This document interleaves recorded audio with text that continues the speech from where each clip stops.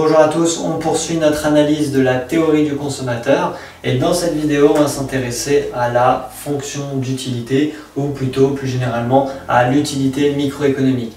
Alors dans les précédentes vidéos, vous m'avez toujours entendu parler de satisfaction de l'individu, de bonheur de l'individu, mais on n'a jamais réellement quantifié ce bonheur. Je donnais des valeurs numériques comme ça, aléatoires, mais on ne l'a pas vraiment quantifié. Bien, dans cette vidéo, on va apprendre à quantifier ce bonheur. Alors comment ça va fonctionner? Eh bien, on sait qu'on a différents paniers de biens. Ces paniers de biens vont être soumis aux préférences de l'individu et une fois que ces paniers de biens ont été soumis aux préférences de l'individu, ça nous renvoie un niveau de satisfaction, un niveau de bonheur. Eh bien, ces préférences de l'individu vont être modélisées par une fonction d'utilité. Autrement dit, on aura une fonction d'utilité, un panier de biens, le panier de biens on va l'insérer dans la fonction et la fonction va nous renvoyer une valeur numérique sur la satisfaction, le bonheur de l'individu. Alors je vous ai mis ici au tableau une fonction d'utilité associée à un individu quelconque. Donc on a grand U pour représenter l'utilité qui est égale à A plus 2B. Alors A et B ce sont les différents biens. Les biens qui composent le panier de biens. Donc souvenez-vous, la définition d'un panier de biens c'est une liste de quantité d'un ou de plusieurs biens. En l'occurrence ici, on a un panier de biens avec deux biens et on a des quantités ici. Donc on a une unité de bien A et 3 unités de bien B. Alors on a ce panier et puis on a la fonction d'un certain individu et nous ce qu'on veut résoudre c'est savoir quel est le niveau de bonheur de l'individu lorsqu'on lui soumet ce panier là. Et on veut ce niveau de bonheur d'un point de vue numérique. Alors comment on va procéder? Eh bien, on va le faire ensemble. On a cette fonction et on a ce panier de biens. Donc il suffit simplement de remplacer A et B par les valeurs des quantités qu'on a dans le panier. Donc c'est un calcul très simple. U va être égal à 1 plus 2 fois 3. Et donc on sait que U est égal à 7.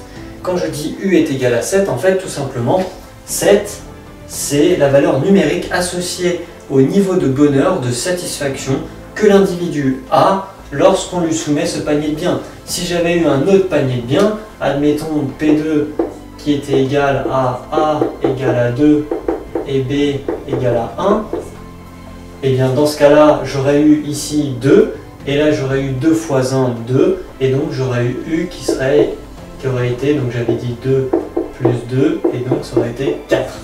J'aurais un niveau de bonheur égal à 4, et donc l'analyse aurait été que si je soumets le panier P1 à l'individu, le niveau de bonheur de l'individu est de 7. Et si je soumets le panier P2 à l'individu, son niveau de bonheur est de 4.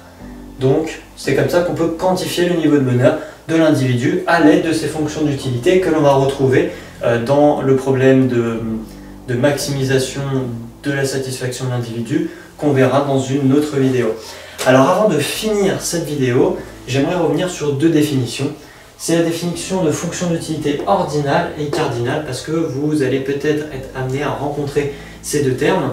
Alors en fait tout simplement, si vous avez une fonction d'utilité qui vous permet d'ordonner, de classer les différents paniers de biens, donc vous les classez, eh bien on dira que cette fonction est une fonction d'utilité ordinale. Mais attention, cette fonction ne vous dit pas de combien un panier est préféré à un autre.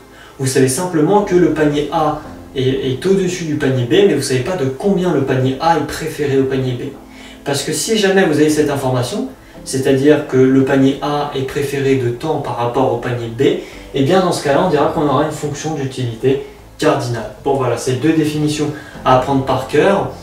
Dans les faits, il faut bien retenir plutôt le mécanisme et le fonctionnement des fonctions d'utilité, mais si aux examens on vous demande quelle est la différence entre une fonction d'utilité ordinale et cardinal, bien rappelez-vous, ordinal je peux classer mais je ne peux pas dire de combien un panier est préféré à un autre, alors que cardinal je peux dire de combien un panier est préféré à un autre. Voilà, c'est tout pour cette vidéo, j'espère qu'elle vous aura plu, n'hésitez pas à partager, à liker, à laisser un commentaire sous la vidéo, et puis moi je vous dis à très bientôt dans la prochaine vidéo.